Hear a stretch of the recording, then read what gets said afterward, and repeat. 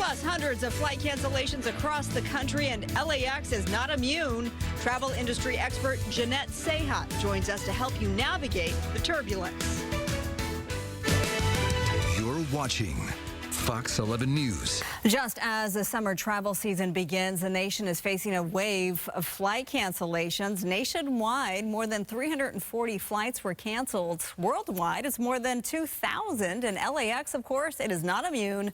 Today, the tracking site FlightAware.com said 15 flights in and out of LAX were canceled. About another 140 were delayed. We talked to some passengers at LAX. Pack an extra change of clothes in your carry-on. In case you're stuck in the airport? Oh, yeah. I hope the airline just keep everything on time instead of, delayed or whatever. All right, here to talk more about why this is happening and how you can cope is travel industry expert Jeanette Seha. Jeanette, thanks for being with us. Why is this happening, and all at once, seemingly? Yes, thank you so much for having me tonight. It is very unpredictable, chaotic times right now, just as summer season is kicking off. Families are starting to plan and go on their trips, or at least they're going to the airports.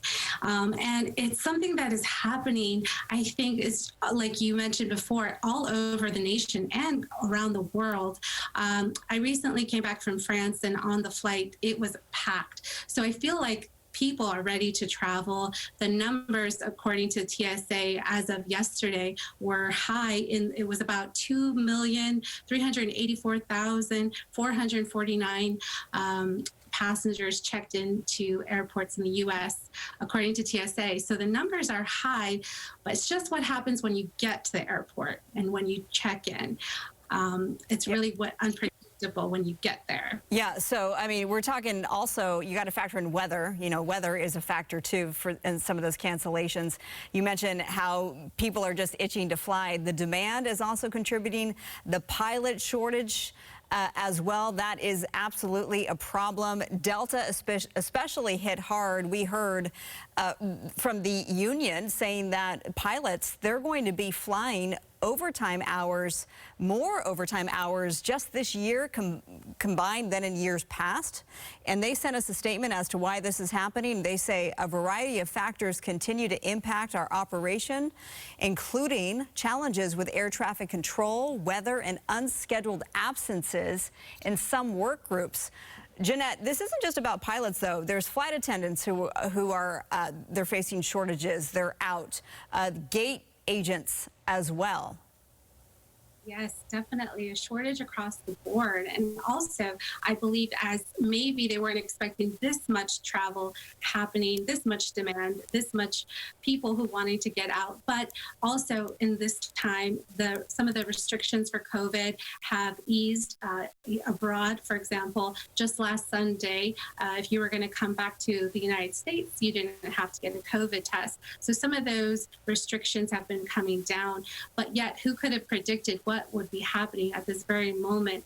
And it is quite unpredictable. I mean, some people are getting on their flights, some people are making it with slight delays, but across the board, I believe a lot of the airlines are really suffering with the similar issues of staff shortages. And this is expected all summer season?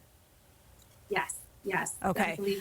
Okay, knowing that, let's talk about ways that our viewers can kind of navigate all of this turbulence. All right, so give us some of your expert travel industry tips. How do we deal with this? Yes. So if you have a trip, whether that's business or you have a wedding or a conference, something important to go to within the next 24, 48 hours, I would recommend, just like the passengers said at LAX, to pack your must-haves in your carry-on. Even if you make it to your final destination and your flight does go as planned, maybe your luggage can also be delayed or not arrive. So do keep your most important items in your carry-on. That's one of my tips all year round, no matter what. I would also say if you are going to travel within the next 24 or 48 hours and you are concerned of a delay or cancellation and you are able to postpone it, maybe look into different dates. Maybe you can call the airline. some airlines will do a no change fee for you, understanding what's happening. Or if you have a travel agent, you can also call your travel agent.